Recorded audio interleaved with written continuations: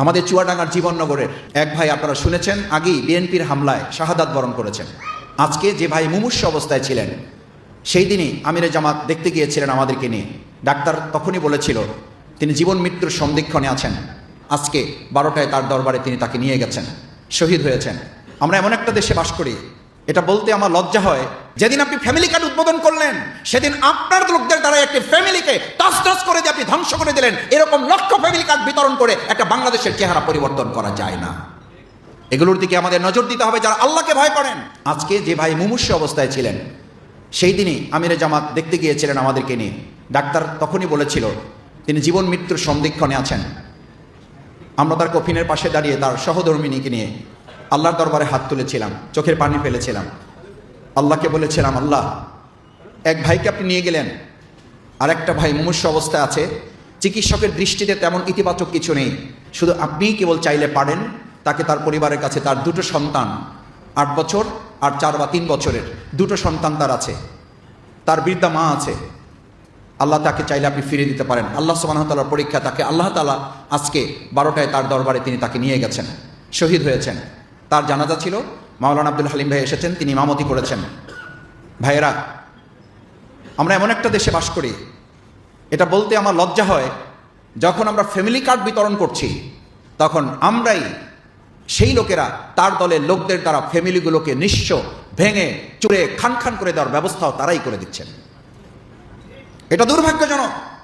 যেদিন আপনি family card উদ্বোধন করলেন, সেদিন আপনার লোকদের দ্বারা একটি ফ্যামিলিকে তছনছ করে দিয়ে আপনি ধ্বংস করে দিলেন। এরকম লক্ষ ফ্যামিলি কার্ড বিতরণ করে একটা বাংলাদেশের চেহারা পরিবর্তন করা যায় না। আমি গতকাল আমার এলাকায় প্রশাসনের সাথে বসেছিলাম, তারা আমাকে তথ্য দিল পুরো বছরে যত মাদক বিক্রি না হয়, রমজানের শেষ দশকের শেষ দিন অর্থাৎ ঈদের আগের এবং পরের দিন মিলে 3 দিনে সারা বছরে যা বিক্রি হয়, তার চেয়ে ঈদের ওই 3 দিনে বেশি মাদক বিক্রি হয়। কেন বিক্রি হয় কেন জানেন? তাদের পরিসংখ্যানটা আছে। সে মনে করেছে সারা মাস তো কিছু করলাম না, সারা মাস তো ইবাদত বন্দেগী করেছি, সুতরাং এখন ঈদের দিন, 1 মাস পর এখন আমাদের সামনে সবকিছু উন্মুক্ত। আগে শয়তান বাধা ছিল, কোনো কোনো দৃষ্টিতে কথা শুনলে মনে হয় এখন তো আমি নিজেই শয়তান, সুতরাং আমাকে এই কাজটা করতে হবে।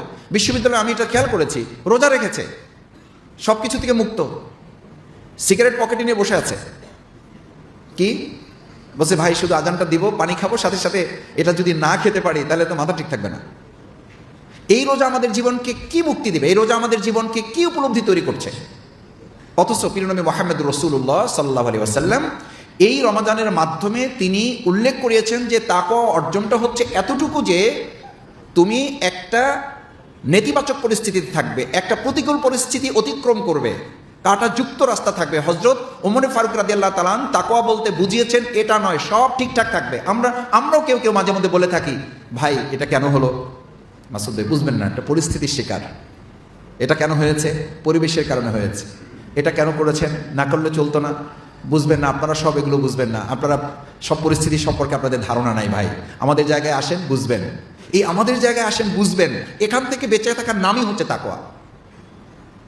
আপনি যে জায়গায় আছেন, সেজন্য ওমর ফারুক রাদিয়াল্লাহু তাআলা তো এটা বলেন নাই রাস্তাটা অনেক চওড়া, রাস্তাটা একদম ফুলসজ্জা বিশিষ্ট, কোনো অসুবিধা নাই, তা তো বলেন নাই। বলেছেন রাস্তাটা খুবই সরু, কাটা বিছানো, আপনিও জামা কাপড় পরা, সুসজ্জিত, ওর মাঝখান দিয়ে আপনি হেঁটে যাবেন। আপনি আবার এটা বললে হবে না। এখন আমাদের আবার কথা আছে, ঝামেলার মধ্যে আমি নেই। ওমর রাদিয়াল্লাহু তাআলা তো বলতে পারতেন কাটাযুক্ত রাস্তা, সরু, দরকার কি? এটা আমার প্রিন্সিপাল বলেছেন, আমার মাদ্রাসার প্রিন্সিপাল এই তাকওয়ার কথা বলতে গিয়ে বলছে যে মাসুদ, যদি আজকের যুগে কোনো ওমরকে এই কথা জিজ্ঞেস করা হতো যে তুমি বলো এইরকম একটা কাঁটাযুক্ত চিকন রাস্তা এখন কি করবা, তো সাথে সাথে সে বলে দিত দেশে কি রাস্তার অভাব পড়ছে যে আমাকে কাঁটাযুক্ত চিকন রাস্তা দিয়ে আমাকে হাঁটতে হবে? আর আমার কি বুদ্ধি শুদ্ধি আল্লাহ কম দিছে নাকি? 3-4টা ব্যাখ্যা সে দাঁড় করিয়ে দিত।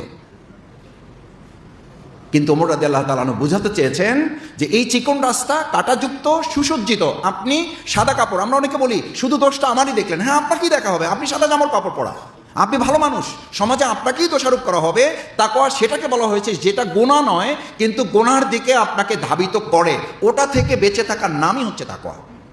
আমরা বসন্ত খুঁজি ফুলের মধ্যে, আমরা বসন্ত খুঁজি ঋতুর মধ্যে, আমরা বসন্ত খুঁজি কালের মধ্যে, আমরা বসন্ত খুঁজি বাগানের মধ্যে, আমরা বসন্ত খুঁজি প্রকৃতির মধ্যে। আল্লাহ রসুল সাল্লাহ সাল্লাম বসন্ত খুঁজেছেন মহাগ্রন্থ আল কোরআনের মধ্যে। আল্লাহুম্মা আনতা জাআলাল কুরআনা রবিআ কলবি। আল্লাহ, এই পবিত্র মহাগ্রন্থ আল কোরআনকে আমার অন্তরের বসন্ত বানিয়ে দিন।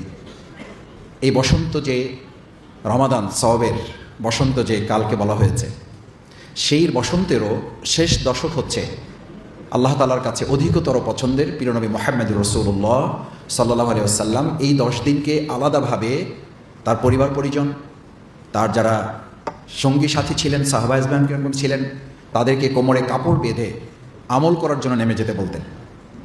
আমাদের চিত্রটা কিন্তু ভিন্ন। আমরা কাজের জন্য বেরিয়ে পড়ি, বাজারের জন্য বেরিয়ে পড়ি, শপিংয়ের জন্য বেরিয়ে পড়ি, ঈদ আয়োজন বাস্তবায়ন করার জন্য আমরা বেরিয়ে পড়ি। বলা যায় সারা বছরের মধ্যে সবচেয়ে ব্যস্ততম দুনিয়ার দৃষ্টিতে যে সময়, সেটি হচ্ছে বছরের এই 10 দিন। অথচ রাসূল সাল্লাল্লাহু আলাইহি ওয়াসাল্লাম বলেছেন এটা হচ্ছে সওয়াবের বসন্ত, আমল করার সবচেয়ে সেরা 10 দিন।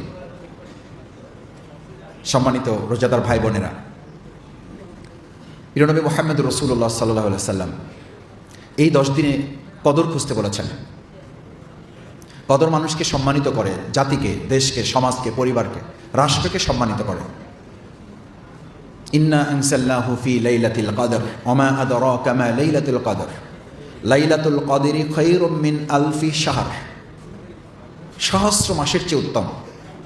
শুধু ব্যাপারটা যে তা আসলে না, ব্যাপারটা হচ্ছে এই কদরের মাধ্যমে আমি এটা উপলব্ধি করতে পারি যে কদর আমাকে সম্মানিত করেছে। এখন এই সমাজ রাষ্ট্রকে কোরআনের মাধ্যমে সম্মানিত করার দায়িত্ব আমাকে অর্জন করতে হবে। আল্লামা ইকবাল এজন্য বলতেন পুরো রমজান দুভাগে বিভক্ত, রহবানাল লাইল ফুরসানান নাহার। রাত্রিবেলা দরবেশগিরি করো, দিনের বেলা সৈনিকগিরির জন্য প্রস্তুতি গ্রহণ করো। দুটো ভাগে বিভক্ত পুরো রমজান। দিনের বেলা দরবেশগিরি, রাত্রিবেলা দরবেশগিরি, দিনের বেলা সৈনিকগিরি, রহবানাল লাইল। আর দিনের বেলা ফুরসানান নাহার, দুটো ভাগ করে দেওয়া হয়েছে এবং দুটো ভাগে প্রশিক্ষণ।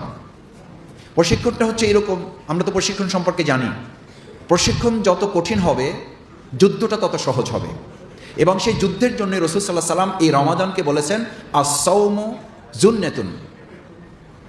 আস-সাওমু জুন্নাতুন, রমাদান হচ্ছে তোমাদের জন্য ঢাল স্বরূপ। এটা একটা হাতিয়ার, এটা একটা মাধ্যম যা রমাদানে তোমাদেরকে দান করা হয় আগামী 11 মাস পরিচালনার জন্য।